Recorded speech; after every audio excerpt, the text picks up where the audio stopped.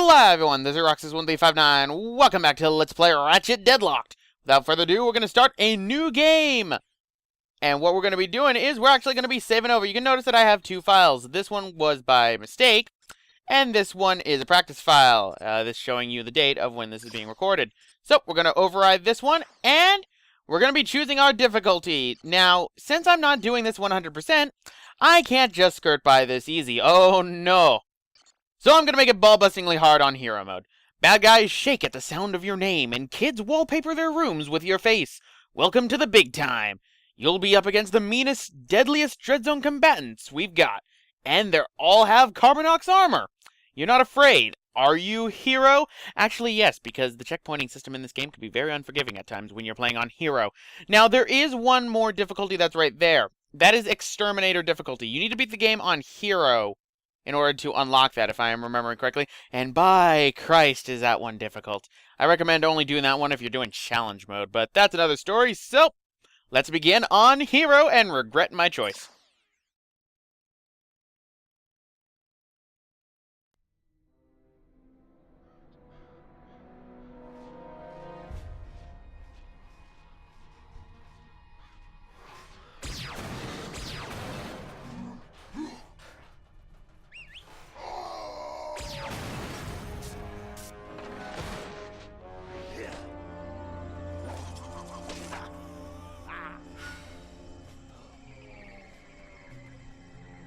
Gotcha.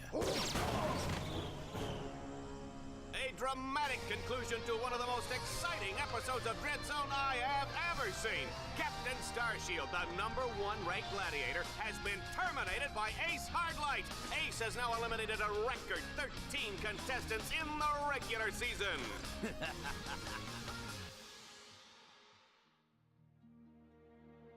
Ah, the Starship Phoenix, familiar territory.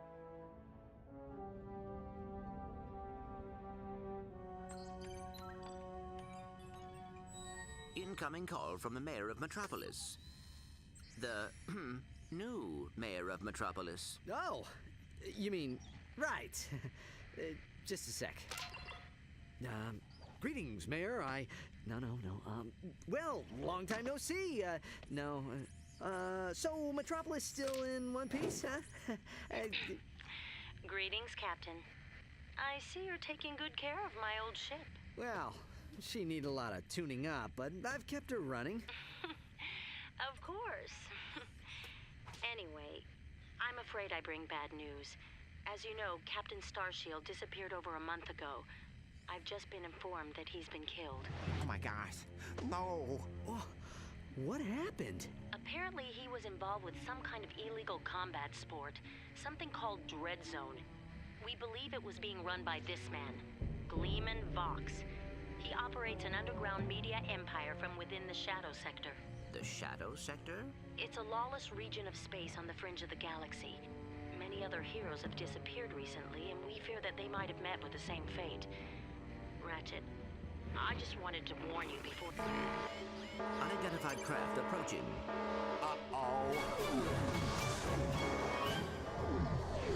You the Lombacks known as Ratchet. I don't suppose you guys are here to fix the starboard engine, huh? Well, that's a way to start a game. Getting kidnapped. Interesting to note, too, the Starship Phoenix's crew seems to be just Ratchet, Clank, and Big Al. Big Al actually getting quite a bit of screen time here, but here we are at the Dreadzone station. This can't be good. Yet again, auto-saving is a feature. They seem to like to remind you about that every single game.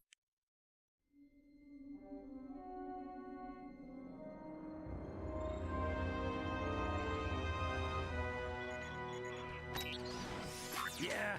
We've captured Subject 209, Mr. Vox. Excellent. Bring him in. Yes, sir. We caught 2 strays in the process. Should we terminate them? Give him collars and see if you can get some work out of them first.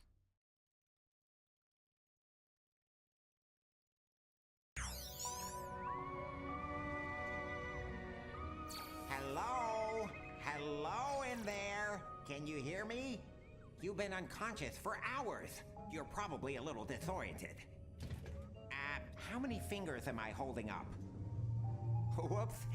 Looks like we've got a feedback loop in the visual matrix processor. Hold still a second. How's that? Okay, now to activate your speech function. Me out of this thing, you blarg-headed frack monkey! I can barely breathe and my tail feels like it's shoved right up my... There seems to be a problem with the speech circuitry. I'll take a look at it later. Now hold still. Let's just see if I wired that teleportation circuitry right. The new armor you're wearing is standard issue for new contestants. Contestants? We will explain later. If you do not complete the qualification course in the allotted time, we will all be terminated. Oh, isn't that great? We must calibrate your battlesuit's targeting matrix. First, look over at the holo target on your left. Okay. Turn to face the holo target on the right, then fire. Bang. Good. Now shoot the holo target above you. Bang. All right, Ratchet. Your movement circuit should be in working order now. Try getting to the top of that ledge. Alright, so yes. This is interesting. Seems we are a contestant now and wearing some pretty interesting armor with constant strafing. The reason for this? We're in lock strafe mode right now. This game defaults you to being in lock strafe mode. I don't like lock strafe mode. This was a mode that was also in Ratchet and Clank 3 and Ratchet and Clank 2, I believe. I don't know if it was in the first one. I'm pretty sure it probably was. But I prefer my third-person one. Third person is pretty much what we ended up having in, our last game that we ended up playing, so I'm just gonna go with that. And so much better. Oh boy, that's so much better. Yes, I know. So pretty much since I am back in third-person mode, it's pretty much the same controls as Ratchet and Clank 3. So pretty much, hold the triangle button to bring up our weapons. You can notice that we have an interesting weapon square here with two weapons, the magma cannon and the dual vipers. The three things for the cycling of weapons was brought back from Ratchet and Clank 3. We're going to be getting constant help desk information that constantly interrupt us. To interrupt those, just hit the triangle button. The X button is to use to jump. Hit it again to double jump. And what do we have also? We have our wrench. Our wrench is yet again mapped to the square button. Hold the L1 button and then the square button. You could throw your wrench. It's a little bit finicky, I find, in this game compared to the other ones, because you normally don't do it as much, and pretty much you can move while throwing your wrench, which is a good thing. Circle button will be used to fire for us. The R1 button normally is used to fire. Strafing in our case now is back onto L2 and R2. If we're in lock strafe mode, we automatically strafe no matter what, and as a result, the strafe buttons are mapped instead to being L2 being a jump button and R2 being another weapon select button, and R1 becoming a fire button. Stop, Clank, I know, so I'm going to jump up here right now. I just want to go over controls. I am transmitting a digital mini-map representation of the area. Can you see it? Yes, and the difference in this game is the fact that in this game, actually, while I'm talking over Clank, he's just telling me to go and kill all these targets. In this game, hitting R3 or select when bringing up the map just blows up the map to a transparent one. In the past games, it would end up completely pausing the game. So it won't do that right now. And I believe you could also take off the pause inside the menus for this one inside the options as well, but I wouldn't do it. So, first things first, let's use our weapons. The dual vipers, which is dual pistols, which is something I don't think we really use anytime other than this game in the Ratchet and Clank series, which is rather sad, actually. While I'm at it, you might notice weapons. This is the weapon screen. Here, you can select any weapon you own and modify it. To modify a weapon, select the weapon you want and press X. You will see at the top of the screen the weapons which are available, with the statistics of the weapon just below. Each weapon can equip a powerful Omega modification. These black market upgrades can inflict massive amounts of damage. To add, modify, or change an Omega mod, scroll down to the Omega mod button and press X. The list of available Omega mods will be displayed. Yes. And then, are you going to give... No, he's not going to give us anything on alpha mods. Alright, so already, like in past Ratchet and Clank games, they would show you all the spaces for your weapons. Which means we only have 10 weapons in this game. This is the lowest amount of weapons that we will ever have in a Ratchet and Clank game for the main series. And you might be wondering, well, we only have 10 weapons, so what's the point of that? It comes from the Omega mods and the Alpha mods. This game, I pretty much consider the precursor to the Constructor weapons that are used later in Ratchet & Clank Future: A Crack in Time. Now, Alpha mods pretty much have different stats on them. Right now, what we have on for Alpha mods, you can see we have 3 little things. One of them is a better aim mod. One of them is a ammo mod. This is the aiming mod. And this is an impact mod, which increases knockback. You might notice that there are little locks on each one. Your weapons will level up during the game. I can't speak today. They will level up during the game, and you can put more slots on and customize the Alpha mods in any way you want. And it leads to more varied weapons. You can pretty much have, say, dual Vipers with nothing but a bunch of ammo, so you've got even more ammo inside them. It increases over time, and each time you level up, you'll also get another Alpha mod for a weapon. And the Alpha mods can be taken off with the square button if you scroll down to the one that you're on, and then can be put onto other weapons. Now, Omega mods are different. Omega mods are something that we're familiar with that we would get in the case of Ratchet & Clank 3. They would be obtained via, upgrading the weapon normally, like a shock mod. Or in Ratchet & Clank 2, by trading in the Platinum Bolts for mods. So we can buy mods like freezing mods, acid mods, shock mods. Shock mods are a godsend in this game, believe me. Napalm, transmogrification, and many more that will unlock throughout the game. Now, Omega mods are a bit different in that they will allow you... They can only be applied to certain weapons. For example, the Napalm mod that we're going to be getting later on in the game will be able to be applied, I believe, to our magma cannon right here, but we won't be able to apply them to, say, the dual Vipers.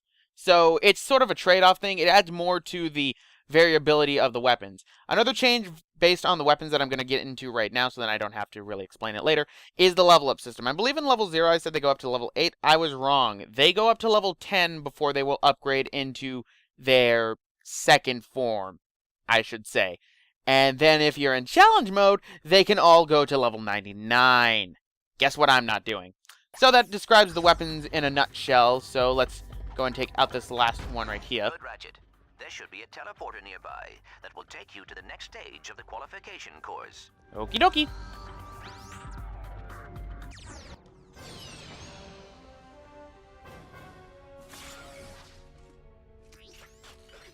Greetings, hero, and welcome to Dreadzone. Rest assured, you are now far beyond the reach of hope. There will be no rescues, no pardons, no possibility of escape. You are now a contestant on the greatest television program that Galaxy has ever known. A celebrity gladiator, battling for the pleasure of 1 billion screaming fans across the Shadow Sector and beyond. Chances are you'll be dead by tomorrow. But those of you who play the game with skill and strategy will earn a chance to win your freedom. So, good luck, hero. We'll be watching you. Well. So. Ratchet, I have figured out a way to get information to you without Vox knowing. Pay attention to secret messages at the bottom of your screen. Yeah, secret messages at the bottom of the screen. Okay, there's something wrong with my movement right here. I need to fix that right now. So, control settings. Let's switch that back to inverted because it seems. Why is it that switching it to normal makes them move so slow? That is so weird. I literally just switched it. I was moving slow when it was beforehand. So quickly press the triangle button to cycle between the last 3 weapons. So I'm going to switch the camera back from... Well, no. I guess I'm going to have to keep it with that, because if I do that, then it'll screw up again. So you might have noticed that I lost health. We have our health bar and our EXP meter on the top screen yet again. You can end up leveling up over time with experience you end up gaining by killing enemies. Your weapons will also gain experience, hence why they level up to level 10. Nanotech right here will restore a certain amount. Now, since I am playing on hero mode, enemies do ball-bustingly ridiculous amounts of damage. It's not even funny how much damage they do. And how much damage you dish out is highly less proportional, believe me. Now, one thing to keep in mind that has actually been improved, that I will say on, is how ammo is obtained. Ammo is obtained from the green crates that are around here, which will give us anything we want. The thing is, though, in past Ratchet and Clank games, if you broke it open with a weapon that, had full ammo, then, you'd be kind of out of luck. Note the deadlock collar secured I will explain more around after this. your neck. This collar cannot be broken or removed. Should you stray into any restricted area, the collar will administer an extremely painful shock. Observe. I hate this job. Should a contestant become uncooperative or worse, boring, his or her collar can be detonated at any time with the push of a button. Well, there you have it. Nothing to lose your head over. Right? Oh boy. Congratulations, Ratchet. You made it through the qualification course. Check your map. There should be a teleporter nearby. Use the teleporter to meet me back at our Dreadzone containment area. Alright, so going more into it, ammo in this game is handled a lot differently. Pretty much any of these green spheres can be, well, not really spheres, I guess flat pyramids is a better term for them, can be used to gain ammo no matter what, even if it's already open, and that's something that I will gladly accept, because in the past you've had it to where it's been like this. Say you had a little bit of ammo inside your magma cannon. As you can see, even though that was already opened and I fired the magma cannon, I was still able to collect it. That is a change that I've been waiting for in the Ratchet & Clank series for a long time, and I am glad that we finally have it. So, before we end up going to the Dreadzone area, we're going to have Clank, constantly annoying us yet again. I can go into voice acting for this. Now, voice acting actually uses a lot, again, from the past Ratchet & Clank games. Although there are considerably more new voice actors in this game than, say, Ratchet & Clank 3. For one, Gleeman Vox. Gleeman Vox is actually voiced by Michael Bell, who has been a mainstay in the series since Ratchet & Clank 2, and also voiced Lawrence in Ratchet & Clank 3, Up Your Arsenal. So, it seems highly different, in all honesty, comparing, Lawrence to Gleeman Vox. So, that's a rather interesting one. Chris Hatfield is still the voice of Big Al. We still have, David Kaye as, Clank, as well as that robot that got horribly shocked. And we still have James Arnold Taylor as Ratchet. We'll get more into some new voice actors in a bit, but let's go to our containment area.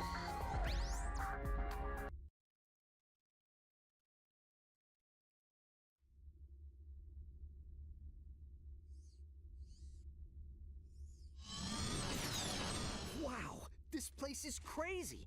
I've always wondered what it'd be like to be a professional gladiator. I mean, these guys have the life, the fame, the money, the babes. Try not to forget that we are being held prisoner by a criminal organization.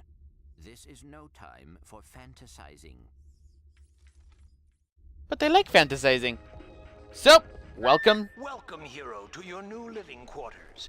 Your luxury containment suite is equipped with everything you will need as a contestant on Dreadzone. Please make yourself comfortable.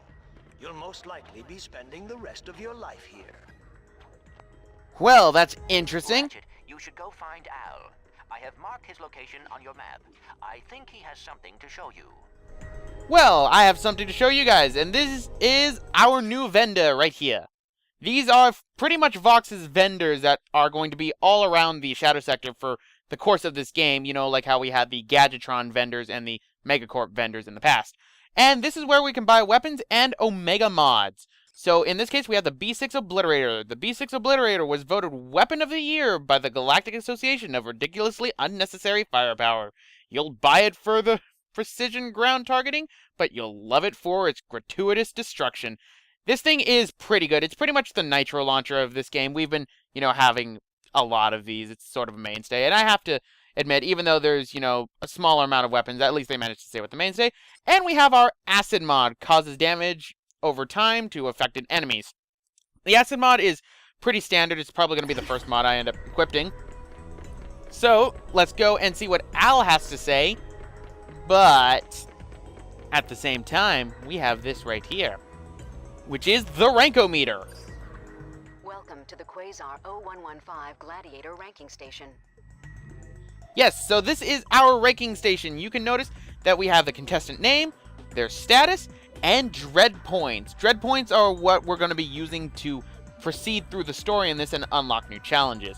Since I'm not doing 100% in the game, I'm not going to be possibly doing all the challenges. I might end up changing this over time, however, because some challenges can be avoided and aren't needed to be done, but then again, at the same time, more dread points is always a good thing.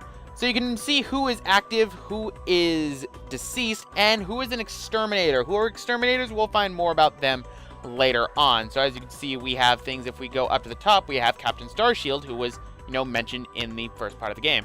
And we can hit the circle button for our stats. Our stats here will pretty much show us how many shots we fired, how many skill points we've earned, our Battle Dome win-loss ratio, which is pretty much how many times we've died. Stars earned. The stars earned applies to what difficulty you're on. The game will save what the highest difficulty it was that you played that mission on. So, yeah, keep that in mind. So in our case, we're going to be seeing a lot of 4 stars. You are not very good with a weapon, are you? And one thing that this thing loves to do is insult you. Oh boy, yes it does. And this is by Sylvia Amirto, who also did the computer voice in previous Ratchet and Clank games. So let's go and see what Al wants. Because, otherwise I'm going to be spending ages. Shut up, Clank.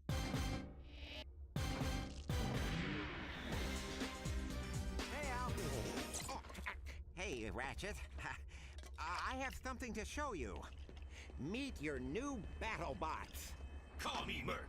This here's Green. Hi, sir.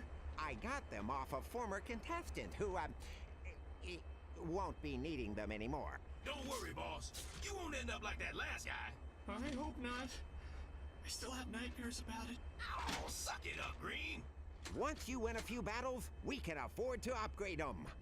Just come and see me whenever you want to juice them up. All right. So we have Merc and Green. Interesting. Now I'm going to wait for, Al to say, go see Clank, because otherwise he's going to, badger me for this. Hurry up and say it. Fine. You're not going to say it? Fine. I'm just going to end up going to right here, which is Merc and Green's little vendor that we have. And as you can see, we have different color schemes for them, and later on we're going to be unlocking more heads. Now, Merc and Green are pretty much our supporting characters for this game. They can fall in battle, as we'll be seeing in the next challenge that we're going to be doing, but they can be revived as many times as you want. Their commands are mapped to the D-pad, so up is going to be for something a little bit special that we're going to be getting to later. Left and right usually for situational things. Down is going to be used for regroup most of the time, or to have them revive. So that is a good thing. So what are their voice actors and who voices them? Well, for Merc, we have Phil Morris, who voices a few other characters in this game, actually. And overall, I think Phil Morris has done pretty decent amount of things. I don't know whether this one is going to be Merc or Green right now. It's kind of, hard to tell, in all honesty, considering everything. He's done a few video games. I think the latest one he did was Saints Row 4. And Green is voiced by Travis Davis, who also voices another character in this game. You'll find that a lot of characters share voice actors inside this game. Travis Davis has done, as well, quite a few things. A lot more than, some of the ones from the last game. But still not too many. He's more of a TV person, in all honesty. So, that'll take care of the voice actors for right now. So, let's go and sing Clank before Al gets on my case about that. Which this game has a very bad problem of telling me that. Me? Yeah, before I came here, I saw a little action. It didn't end too well. I got my legs blown off. But I was top of my class in boot camp. Hey, you ought to go say hi to Clank. He's set up on the other side of the containment area. I bet he's lonely. Well, yeah, I'm pretty sure he'd be lonely. Nice digs. Digs? I mean, what's all the hardware for? Ah, they call this the mission control room. Each contestant is assigned a mission engineer to monitor their progress. Right. So, what's-his-face figured he'd save a few bolts and make you do it. All right, fresh meat. Enough chit-chat. You're next up in the Battle Dome, after Mobius Man. And from the way he's fighting, it won't be much longer. Now move it! Ratchet, I will assist you any way I can. Thanks, Clank. These guys obviously don't know who they're messing with. No, they do not. Which is why this game has suddenly turned a little bit darker than other Ratchet & Clank games, as you'll notice. Still not as bad mood whiplash as Jack 1 to Jack 2, however. Attention, Hero. Report to the Battle Dome transport shuttle immediately. Failure to comply will result in termination. You can't make me! Fuck. Alright, so, anyway guys, I think I'm going to end it off right here. This has been Roxas1359. Next time, we're going to be getting into more of the challenges in this game and seeing how this game is set up based on the challenges themselves. So, see you guys then.